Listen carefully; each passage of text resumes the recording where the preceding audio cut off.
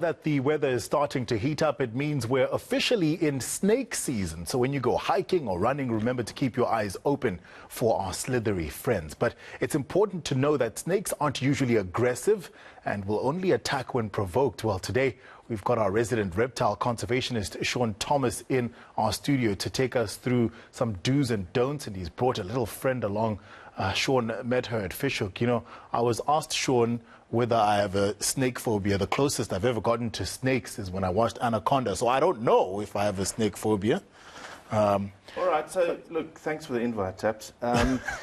The thing is that, you know, to put it into perspective, we're coming into the time of the year where there's a lot of snake activity happening at the moment, and a lot of that is partly due to, you know, South Africans being outdoor lovers. They, you know, a lot of them are carrying phones and social media, so a lot of it, you know, we see a lot of stuff in the media about snake encounters, etc.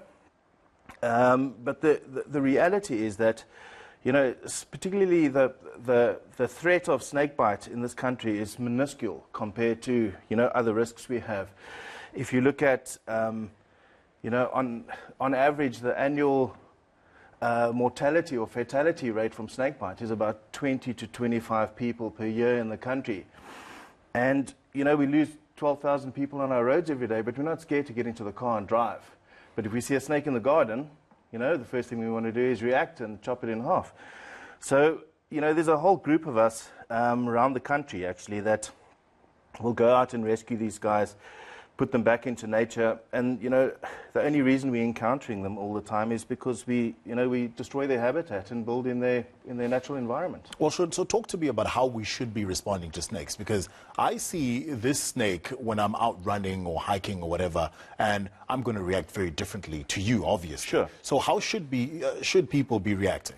You know, normally in any encounter, if you say in the wild you're walking on Devil's Peak or whatever, and you encounter something, you know, to stand still and just to let the thing, you know, go on its own way, is more than good enough just to kind of not have any kind of a dangerous encounter with the snakes. But, you know, it's in the situations where they come into our gardens where we have pets, dogs particularly, where they can be a danger and sometimes have to be removed.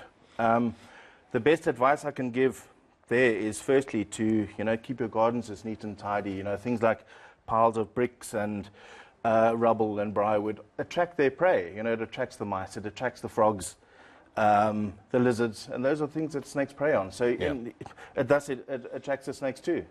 You're saying that a snake bite, or the chance of getting bitten by a snake, is minuscule, but it does happen, and especially now, festive season, it's snake season in the Cape. People are coming down for holidays. They'll be hiking, they'll be running. If I'm bitten by a snake, or someone with me is bitten by a snake, what's the protocol? The absolute best thing you can do is always to try and get to the closest medical facility.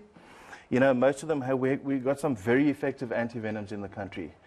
And what they would do is they would treat symptomatically. So if somebody starts excessive bleeding, excessive swelling, if they're having neurological symptoms like breathing problems, they'll adapt and put somebody onto artificial breathing, or you know, manage it in a different way. But they'll treat symptomatically.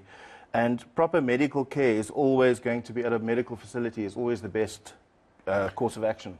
If I'm bitten by a snake, how quickly do I need to get medical care? Say I'm out somewhere in a far-flung place and medical attention is not at hand in the next hour or two. How long do I have? Well, it's variable, because, you know, on a bite from a neurotoxic snake like a Cape cobra in the Western Cape can have, you know, neurological effects and breathing effects within 10-15 minutes. It may also take an hour to 6 hours where the really bad symptoms progress. So, you know, it's a very variable thing. It depends a lot on the health of the snake, the health of the person, the site of the bite. Is it a dry bite? Did he get a lot of venom inside? Yeah. So the best thing is just as quickly as possible, without panicking, without you know, running, etc., to get to a medical facility is always going to be the best course of action.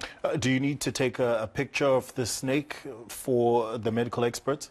I think that's, you know, I wouldn't waste too much time trying to get that, or putting yourself in danger trying to get too close and risking a second bite potentially. But it is very helpful for a lot of the experts to be able to identify something, and it's something we do a lot on a daily basis, whereby we'll identify a snake that somebody has thought is a venomous snake. And, you know, sometimes you can convince the people to leave the snake actually in the garden if it's something, you know, non-venomous and you know, can benefit from being there.